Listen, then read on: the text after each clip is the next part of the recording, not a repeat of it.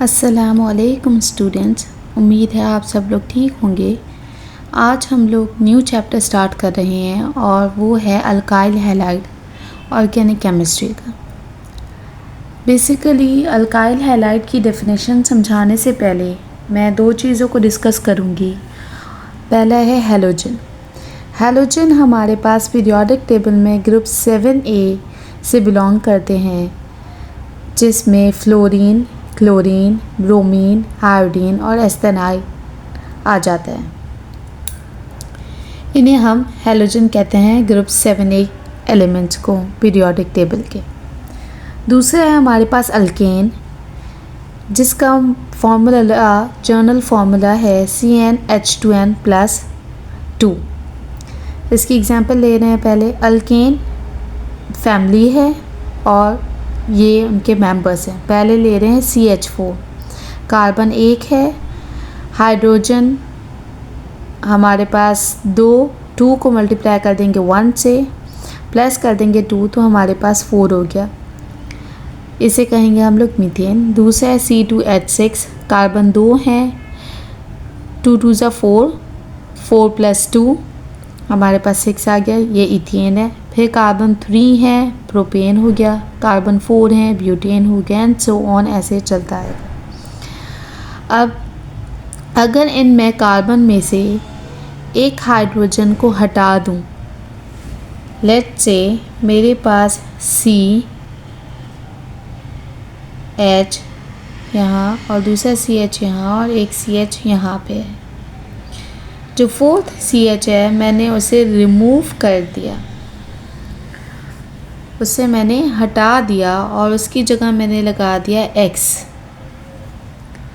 तो अब मेरे पास ये अल्केन नहीं रहा। लेट्स से अभी मैंने X नहीं लगाया, तो ये अभी मैंने X नहीं लगाया, सिर्फ मैंने एक हाइड्रोजन रिमूव किया है, तो ये मेरे पास कहलाएगा अल्काइल। जब हम अल्केन में से एक हाइड्रोजन को रिमूव कर दें तो वो अल्केन नहीं रहा, अब वो अल्काइल कहलाएगा। फॉर एग्ज़ाम्पल मीथेन CH4 है, इसमें से मैं एक कार्बन रिमूव कर दूं तो ये हो जाएगा CH3 और ये कहलाएगा मिथाइल। C2H6 में से मैं एक कार्बन रिमूव कर दूं तो हो जाएगा C2H5 और ये कहलाएगा इथाइल। ऐसे प्रोपाइल कहलाएगा, फिर ऐसे ही ब्यूटाइल कहलाएंगे। अल्केन हो गया। अब अगर उन एक हाइड्रोजन जो मैंने हटाया है उसकी जगह मैं हैलोजन लगा दूं तो वो मेरे पास कहलाएंगे अल्काइल हैलाइड। अब उसकी डेफिनेशन को डिस्कस कर लेते हैं हम लोग। Alkyl halides are the compounds in which one hydrogen atom is replaced by a halogen atom. यानी अल्केन का एक हाइड्रोजन हटा के हम लोग उसे रिप्लेस करके उसकी जगह अगर हम लोग हैलोजन लगा दें, हैलोजन में कोई भी हैलोजन हो सकता है, फ्लोरीन, क्लोरीन, ब्रोमीन या आयोडीन, इनमें से कोई भी होगा तो हमारे पास वो कहलाएगा अल्काइल हैलाइड। अल्काइल हैलाइड को हम लोग हैलो अल्केन भी कहते हैं। ये basically halogen derivative of alkane है, यानी वही बात कि एक हाइड्रोजन हटा के हमने उसकी जगह हमने X लगा दिया, X इज़ हैलोजन, तो वो मेरे पास कहलाएंगे अल्काइल हैलाइड या हैलो अल्केन। अब हैलो अल्केन की भी अलग अलग टाइप्स हैं। Mono haloalkane, di haloalkane and tri haloalkane. Mono haloalkane में हम लोग एक हाइड्रोजन रिमूव करके और उसकी जगह हम लोग एक X लगा दें, एक हैलोजन लगा दें तो वो होगा मोनो हैलो अल्केन। और बेसिकली मोनो हैलो अल्केन हमारे पास अल्काइल हैलाइड है। हैलो अल्केन की 3 टाइप्स हैं, mono haloalkane, di haloalkane और ट्राई हैलो अल्केन। और alkyl halide basically mono haloalkane है, यानी हमारे पास अल्काइल हैलाइड में सिर्फ एक हैलोजन प्रेजेंट होगा। सिर्फ एक हाइड्रोजन को रिमूव करके हम लोग एक हैलोजन रखेंगे और इसका जर्नल फार्मूला है CnH2n+1X। अगर हम लोग अल्केन का जर्नल फार्मूला याद करें तो वो था CnH2n+2, तो उसमें से एक हाइड्रोजन को हमने हटा के यहाँ पे X लगा दिया। सही है। तो basically mono halo alkane is alkyl halide. Alkyl halide तो हमारे पास हेलो अल्केन है ही है, लेकिन हेलो अल्केन के और डिफरेंट टाइप्स भी हैं, जैसे डाई हेलो अल्केन है या ट्राई हेलो अल्केन है। उन्हें हम अल्काइल हैलाइड नहीं कह सकते। अल्काइल हैलाइड हम लोग सिर्फ कहेंगे मोनो हेलो अल्केन को, जिसमें सिर्फ एक X प्रेजेंट है। उसकी एग्जांपल ले लें, CH3X है, तो मैंने X की जगह क्लोरीन लगा दिया, तो अब ये मोनो हेलो अल्केन है, सिर्फ एक हेलोजन ग्रुप प्रेजेंट है यहाँ पे। C2H5X है, अब मैंने X की जगह ब्रोमीन लगा दिया, तो ये भी मोनो हेलो अल्केन है। इथाइल ब्रोमाइड है ये, और ये क्लोरो मिथाइल है। ठीक है।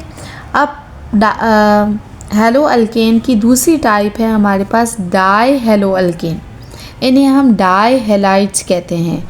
जैसे मोनो हेलो अल्केन को हमने अल्काइल हैलाइड कहा, इसी तरीके से डाई हेलो अल्केन को हम डाई हैलाइड्स कहेंगे।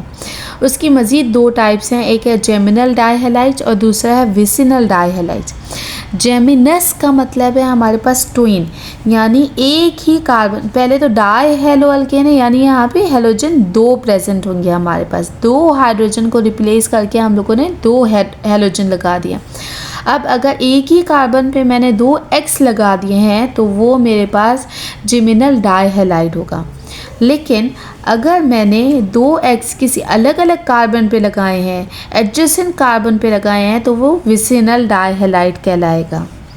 जैसे यहाँ पे मैंने दो X अलग अलग कार्बन पे लगाए हैं और यहाँ पे मैंने एक ही कार्बन पे लगाए हैं। एक ही कार्बन पे लगाया तो जेमिनल डाई हैलाइड, और अगर दो अलग अलग कार्बन पे लगाए तो वो होंगे मेरे पास विसिनल डाई हैलाइड।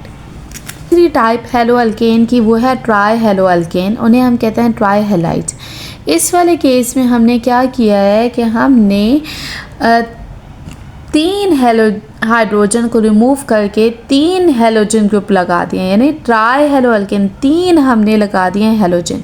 इनका जर्नल नेम हम लोग कहते हैं हेलो फॉर्म है, और फॉर्मूला इनका CnH2n-1x। एक उसमें अल्केन में CnH2n+2 था, फिर मोनो हेलो अल्केन में हम लोगों ने +1 कर दिया, डाई हेलो अल्केन में CnH2nX था, ट्राई हेलो अल्केन में अब हम लोग माइनस कर रहे हैं। ठीक है। अब इसकी एग्जांपल देख लें। अगर मैंने फ्लोरीन लगाया है, 3 फ्लोरीन लगाए तो इसका नाम हो जाएगा फ्लोरोफॉर्म।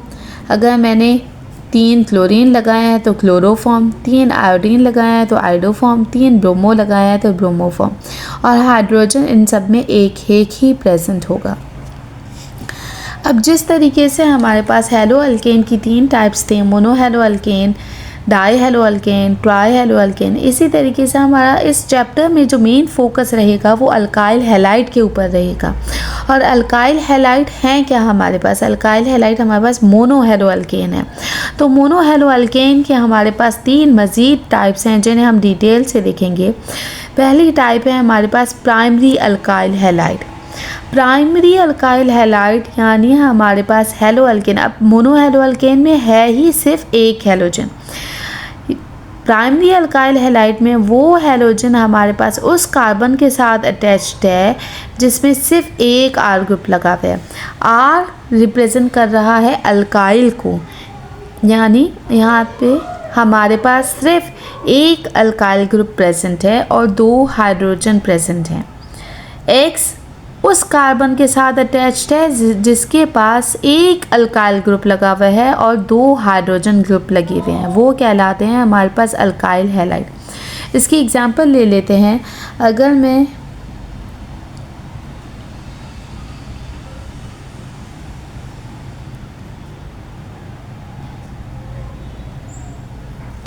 ये एग्जांपल है, अब यहाँ पे हेलोजन यानी क्लोरीन इस कार्बन के साथ अटैच्ड है और इस कार्बन के पास 2 हाइड्रोजन है और एक R ग्रुप लगा हुआ है। R इज़ बेसिकली अल्काइल, ये R ग्रुप है। ठीक है। तो ऐसे वाली अल्काइल हैलाइड्स हमारे पास कहलाएंगे प्राइमरी अल्काइल हैलाइड। दूसरी टाइप अल्काइल हैलाइड की है सेकेंडरी अल्काइल हैलाइड।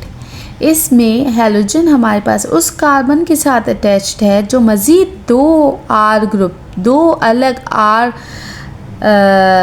अल्काइल के साथ अटैच्ड है और एक हाइड्रोजन प्रेजेंट है। सेकेंडरी यानी 2 R ग्रुप यहाँ पे लगे हुए हैं, 2 अल्काइल ग्रुप्स लगे हुए हैं और एक हाइड्रोजन लगा हुआ है। इसकी एग्जांपल अगर हम लोग लें,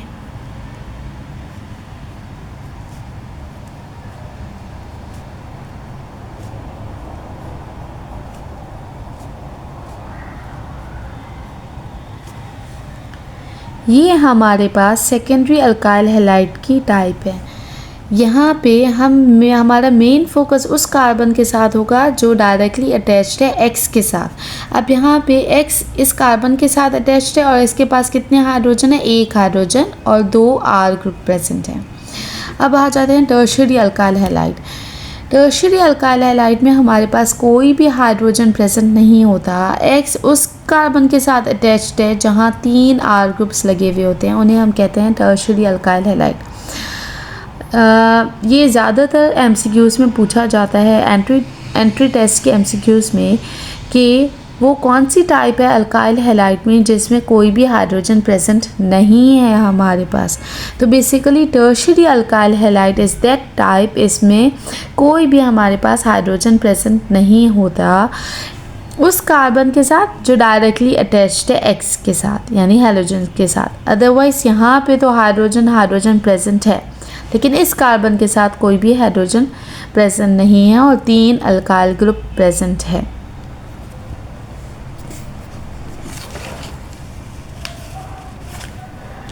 अब हमारा दूसरा टॉपिक है सेम चैप्टर का, स्ट्रक्चर ऑफ अल्काइल हैलाइड।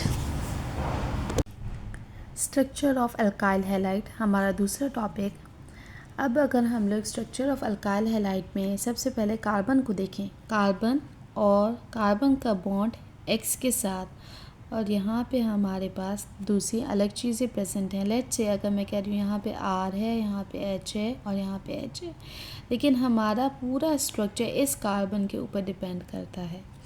ठीक है, कार्बन, क्योंकि ये कार्बन इन सब के साथ बॉन्ड बना रहा है। तो बेसिकली हम लोग कार्बन को देखेंगे। कार्बन का एटॉमिक नंबर है 6। इलेक्ट्रॉनिक कॉन्फ़िगरेशन देखिए तो 1s2, 2s2 एंड 2p2 हो गया। अब ग्राउंड स्टेट में 2 इलेक्ट्रॉन हमारे पास 2s में है, एक इलेक्ट्रॉन 2px में, एक इलेक्ट्रॉन 2py में और ये 2pz खाली है। अगर हम लोग एक्साइटेड स्टेट में जाएं तो यहाँ से एक इलेक्ट्रॉन अपनी स्पिन चेंज करके हमारे पास 2pz में चला जाता है और ये सब हमारे पास हाफ फिल्ड हैं, यानी एक एक इलेक्ट्रॉन सबको चाहिए। तो बेसिकली अब यहाँ पे कॉन्सेप्ट आता है हाइब्रिडाइजेशन का। होता ये है कि 2s, एक 2s और बाकी 3 2px, 2py और 2pz, ये 3 और ये एक आपस में मिलते हैं और ये 4 न्यू हाइब्रिड ऑर्बिटल्स बनाते हैं जिन्हें हम कहते हैं sp3। ये एक और बाकी ये 3 ये आपस में मिले और इन्होंने न्यू 4 sp3 हाइब्रिड ऑर्बिटल्स बनाए। अब इन सब का स्ट्रक्चर हमारे पास एक जैसा होगा, ठीक है, और इनकी एनर्जी भी एक ही जैसी होगी। और यहाँ पे ये अभी एक एक इनकम्प्लीट फिल्ड है, यानी अभी कम्प्लीटली फिल्ड नहीं है। अगर इनका मैं स्ट्रक्चर बनाऊँ,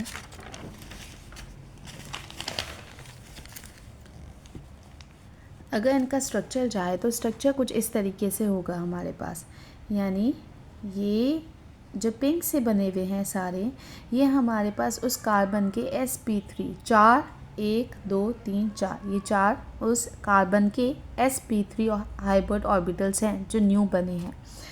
अब ये पिंक जो हमारे पास स्ट्रक्चर रहा है ये बेसिकली टेट्राहेड्रल स्ट्रक्चर है और इसका बॉन्ड एंगल जो एंगल हमारे पास बॉन्ड के दरमियान होगा वो होगा हमारे पास 109। अब इन्होंने हाइब्रिड ऑर्बिटल्स तो बना दिए और वहाँ पे एक एक इलेक्ट्रॉन प्रेजेंट है। तो बेसिकली होता है क्या है कि एक साइड पे एक कार्बन जिसके साथ कार्बन sp3 का एक लोब, वहाँ पे आएगा हाइड्रोजन का s, एक इलेक्ट्रॉन हाइड्रोजन देगा और एक इलेक्ट्रॉन हमारे पास कार्बन देगा, ये यहाँ पे सिग्मा बॉन्ड बना लेंगे। इसी तरीके से दूसरी साइड पे एक कार्बन और एक हाइड्रोजन, और उसके अलावा दूसरी साइड पे हम लोग कह सकते हैं कि एक कार्बन और दूसरा हाइड्रोजन। ये जो बेसिकली स्ट्रक्चर है ये CH3 Cl कह सकते हैं, कोई भी हैलोजन कह सकते हैं, Br कह सकते हैं, F कह सकते हैं, कोई भी हैलोजन हमारे पास होगा। लेकिन हैलोजन हमेशा जो इलेक्ट्रॉन देता है वो P वाला देता है, और ये हो जाएगा sp3p, यानी 3 s वाले हैं, sp3s, sp3s और sp3s, और एक हमारे पास p वाला है, और वो कौन सा है, जो हमारे पास हैलोजन का है। तो बेसिकली जो स्ट्रक्चर बन रहा है वो यूँ है,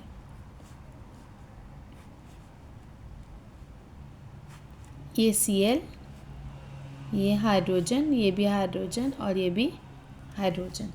सही। अब अगर मैं एक हाइड्रोजन की जगह R लगा दूं तो उसके लिए भी स्ट्रक्चर ऐसे ही होगा, टेट्राहेड्रल स्ट्रक्चर होगा। एक क्लोरीन यहाँ पे, एक हाइड्रोजन यहाँ पे, एक R ग्रुप यहाँ पे और एक हाइड्रोजन यहाँ पे। सिर्फ डिफरेंट क्या आएगा कि यहाँ पे जो R है उसका अगर कार्बन है तो कार्बन का डिपेंड करता है कि वो कार्बन भी यकीनन sp3 बना रहा होगा, तो उस वाले केस में यहाँ पे फिर sp3 आ जाएगा। ठीक है।